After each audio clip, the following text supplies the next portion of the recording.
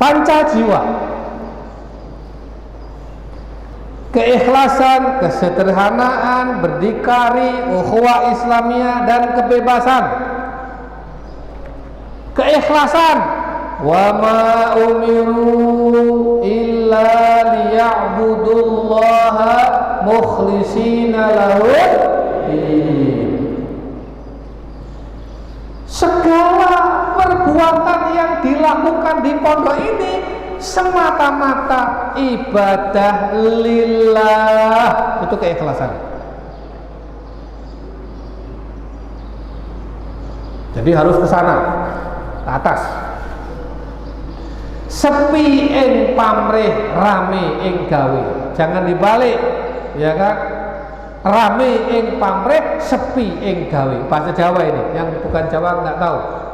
Sepi ing pamrih itu nggak usah banyak cincong-cincong, nggak usah karena pamrih. Yang penting kerja. Kerjanya banyak. Jangan sampai apa? Pamrihnya banyak, kerjanya sedikit, gak ikhlas.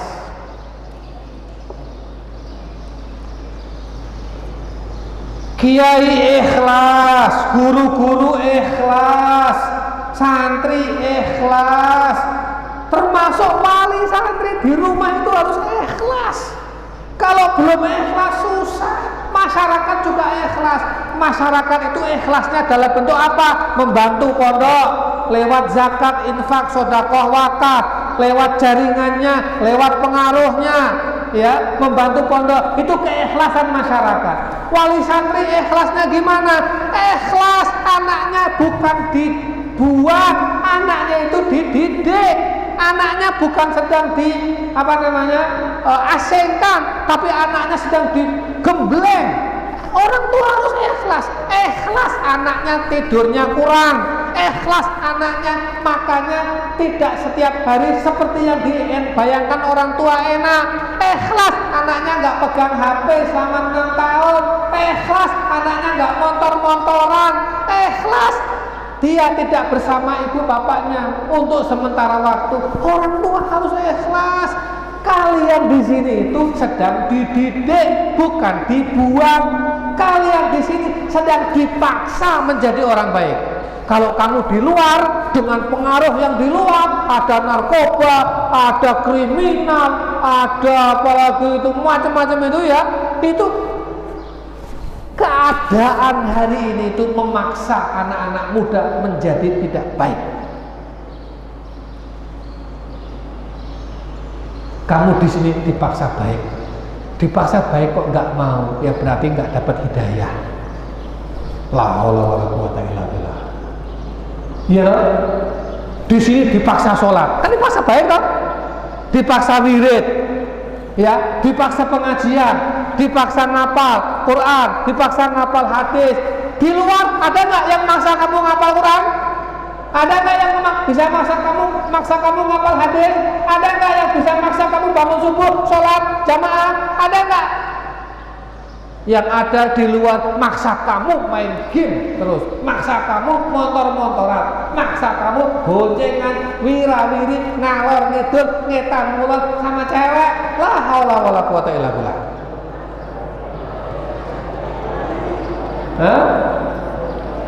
Dipaksa baik kok. Gurunya ikhlas. Guru-guru ini bukan guru biasa, ya. Coba guru-guru yang ada di depan yang kamu bayangkan wajahnya. Ini 24 jam loh membersamai kamu. Kadang-kadang malam masih bersama kamu, padahal mereka punya keluarga, ya.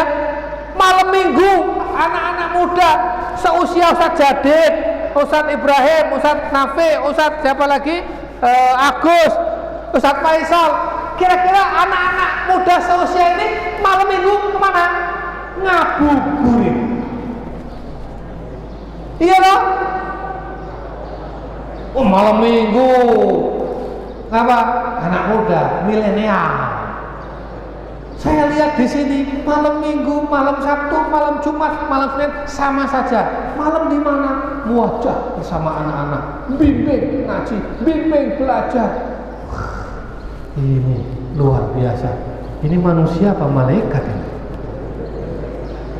oh manusia, tapi manusia pilihan, manusia hebat. Di pondok ini nak, guru-guru hari itu nggak ada bedanya. Tanggalan itu nggak ada yang warnanya merah, warna hijau, warna kuning itu kan tanggalan aja. Tapi bagi guru-guru semua tanggalan warnanya sama semua, karena nggak ada hari liburnya. Gurunya ikhlas, kiainya juga ikhlas. Anak-anakku yang saya cintai, kesederhanaan. Apa yang dimaksud dengan jiwa sederhana? Sederhana itu artinya wajar.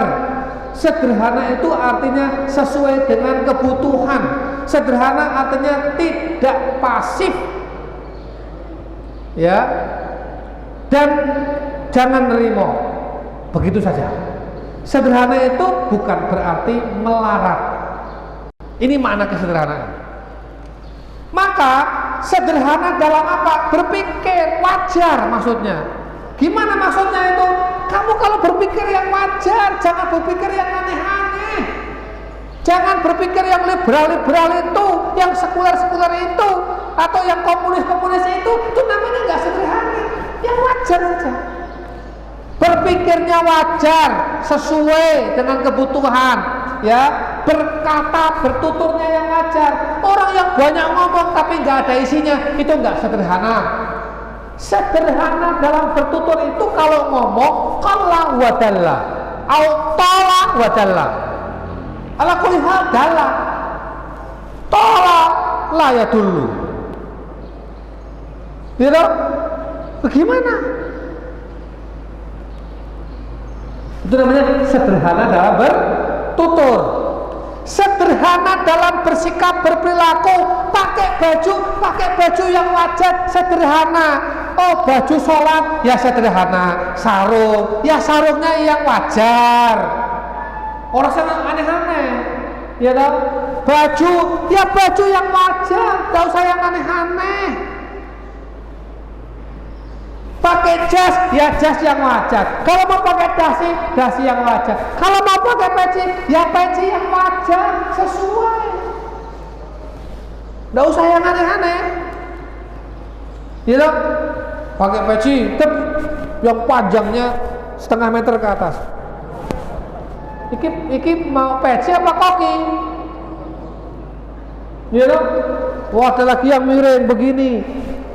Nggak usah. Wajar, rapi, rambutnya juga wajar, kukunya juga wajar, cara bersikapnya wajar, jalannya juga wajar, rasa digawe-gawe. Jangan seperti di atas catwalk itu. Apa? Ning kene jalannya wajar kabeh. Kenapa? Dikejar dengan waktu. Teng. Wajar. Itu sederhana namanya. Termasuk dalam ibadah harus wajar, sesuai dengan ketentuan, sesuai dengan aturan, wajar. Dalam bermuamalah juga wajar. Ya, waqsid fi masyika waghdud min sautik. Itu ayat kesederhanaan. Kalau berjalan, jalannya wajar. Kamu punya motor, tidak usah motornya pakai knalpot yang sak desa kurung kabeh nek kowe iki lewat. Ya nek motore apik. Motore bodol, ora ana nomere, sing numpak ora gawe SIM, urung sholat. Ngene? Ora poso, ya toh? Knalpote kecung. Wow, dikirane gagah dhewe sak dunya. Itu namanya nggak sederhana. Ya. Berdikari, kemandirian. Ada 4 yang disebut kemandirian. Mandiri apanya? Mandiri lembaganya, mandiri sistemnya, mandiri SDM-nya, mandiri pendanaannya. Di pondok ini lembaganya mandiri. Yang dimaksud lembaga mandiri apa? Pondok berdiri di atas dan untuk semua golongan. Artinya pondok ini mandiri secara kelembagaan karena pondok ini tidak di bawah organisasi apapun, tidak di bawah organisasi masyarakat, tidak di bawah apalagi organisasi politik, partai politik, tidak di bawah pemerintah, tidak di bawah lembaga lain. Itu namanya pondok mandiri. Lembaganya mandiri. Yang kedua, kemandirian sistem. Sistem kelembagaan. Kita punya sistem sendiri. Sistem pendidikan pengajaran dengan sistem KMI mandiri, ngerancang kurikulum sendiri, ngerancang silabus sendiri, ngajar sendiri, metode sendiri, ujian sendiri, kasih ijazah sendiri, tanda tangani sendiri, diakui dan disamakan. Jelas? Sistem manajemen mandiri. Ya, nggak ada yang bisa mecat saya. Saya nggak di bawah siapa-siapa kok. Iya toh? Iya, manajemen mandiri toh. Mau tahu strukturnya gimana? Mandiri. OPPM-nya diganti apa segala macam mandiri. Nggak usah izin. Mau pergantian OPPM izin, nggak perlu, mandiri. Apalagi pendanaannya juga mandiri. Nah, pondok ini tidak dibantu, insya Allah maju. Tapi kalau dibantu, insya Allah lebih cepat maju. Jelas? Dibantu maju. Tidak dibantu maju. Dibantu lebih cepat. Jangan sampai pondok ini kalau nggak dibantu nggak maju. Maju itu kalau dibantu. Nah, itu mentalitas yang tidak betul. Ada bantuan, maju. Tidak ada bantuan, tetap maju. Karena kemajuan kita tidak bergantung hanya pada bantuan orang lain. Banyak variabel yang bisa mendukung kemajuan kita. Termasuk sistem kaderisasi mandiri. Pondok ini menciptakan kaderisasi sendiri, ya toh? Maka ada istilah kaderisasi by design. Ini ada yang kita kirim ke Al-Azhar, ada yang kita kirim ke Tunis, ada yang ke Ummul Qura, ada yang ke UGM, ada yang di bidang agama, tafsir, hadis, ada yang kita suruh kuliah apa itu? Pak yang luar itu apa? Teknologi informasi. Terus Pak Firhan itu apa? Bahasa Indonesia. Ada lagi yang apa lagi itu? Teknik sipil. Pak Ade itu kuliah teknik sipil. Ya kan? Konstruksi toh. Kenapa? Supaya ke depan tuh kita punya insinyur, ke depan kita punya desain, arsitek, kita punya ahli IT, kita punya ahli bahasa Indonesia, kita punya apa lagi? Ahli marketing, ahli SDM, ahli bisnis, dan seterusnya. Kaderisasi internal itu namanya kemandirian. Jelas?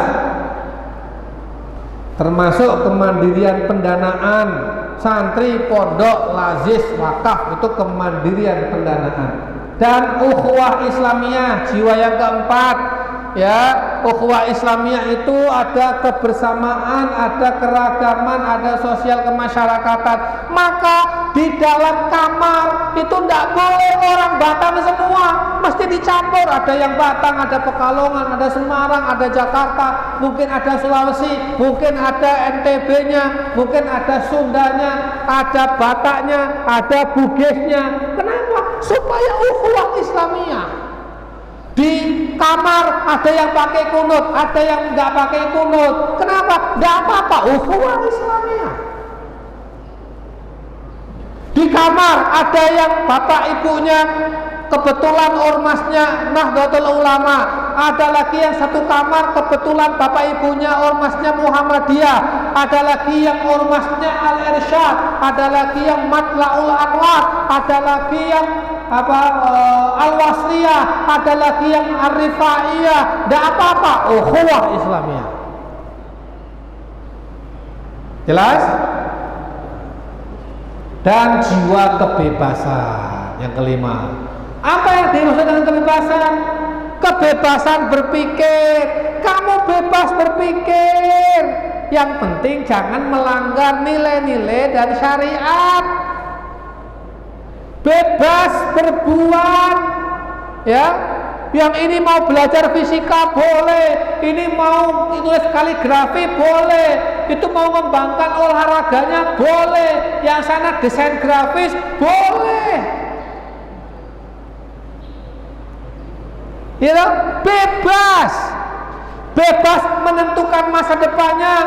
Aku mau jadi dokter, aku mau jadi kiai pondok, mau buat pondok, aku mau jadi TNI Polri, aku mau jadi pengusaha, aku mau jadi apa lagi tadi? Apa? Saudagar, apa? Jenderal ya, tadi TNI Polri. Boleh, bebas menentukan masa depannya, termasuk bebas memilih lapangan perjuangannya, termasuk bebas memilih jodohnya. Yang penting apik, iya dong? Bagus rupanya, bagus akhlaknya. Begitu. Baik anak-anakku semua, Pancajangka sedikit lagi. Ada pendidikan dan pengajaran, ada kaderisasi, ada pergedungan, ada khizanatullah dan kesejahteraan keluarga. Jadi ini urutan. Prioritas paling tinggi adalah pendidikan dan pengajaran. Maka serius ini. Ngurus kurikulum, ngurus silabus, ngurus target, ngurus capaian, ngurus evaluasi belajarmu, pendidikanmu, semua itu serius. Itu Pancajangka nomor 1. Yang kedua, kaderisasi, serius. Wah, mengkader ini semua serius. Yang ketiga, pergedungan. Wah, ini bangun lagi, bangun masjid, bangun asrama, bangun kelas, bangun kantin, bangun apalagi laboratorium, bangun kantor-kantor, bangun MCK-nya, banyak sekali. Itu juga penting. Tapi jangan lupa membangun khizanatullah, pendanaan dan kesejahteraan keluarga pondok. Yang dimaksud kesejahteraan itu bukan keluarga saya, bukan keluarga Pak Anizar, bukan keluarga Pak Bisri. Kesejahteraan keluarga pondok itu apa? Ya semua pejuang-pejuang ini, semua guru-guru ini, termasuk karyawan-karyawannya, termasuk santri, itu keluarga pondok. Kesejahteraan dalam arti yang luas dijaga, makanya jangan sampai kurang. Iya loh, ada lauknya. Dijaga airnya jangan sampai kurang. Dijaga listriknya jangan sampai mati. Itu namanya nggak sejahtera. Kita sedang berusaha, air kurang. Karena santri bertambah banyak, pusing mikirnya, waduh gimana ini? Waktu santrinya 300 aman, santri nambah 400 agak setengah aman. Begitu santri nambah 600 berarti sumber airnya harus bertambah, karena yang pakai air bertambah. Dulu listrik bayarnya hanya 10 juta, tapi bikin gedung lagi, ada listrik lagi, bikin gedung lagi, listrik lagi, semakin banyak yang harus diterangi, berarti bayar listriknya naik lagi. Kesejahteraan, ya. Sekarang apalagi dipikirkan gimana supaya bajunya anak-anak itu rapi dan stil. Mikir, udah sekarang laundrykan semuanya. Kasihan dong, recek. Seminggu rati kumbah, 2 minggu Iya toh? Wah, ini dibikin sudah bismillah supaya keren-keren semua. Lah mau jadi calon pemimpin kok lecek. Calon pemimpin itu berwibawa, gagah, tapi berakhlakul karimah. Nah, gitu. Ya, itulah panca jangka.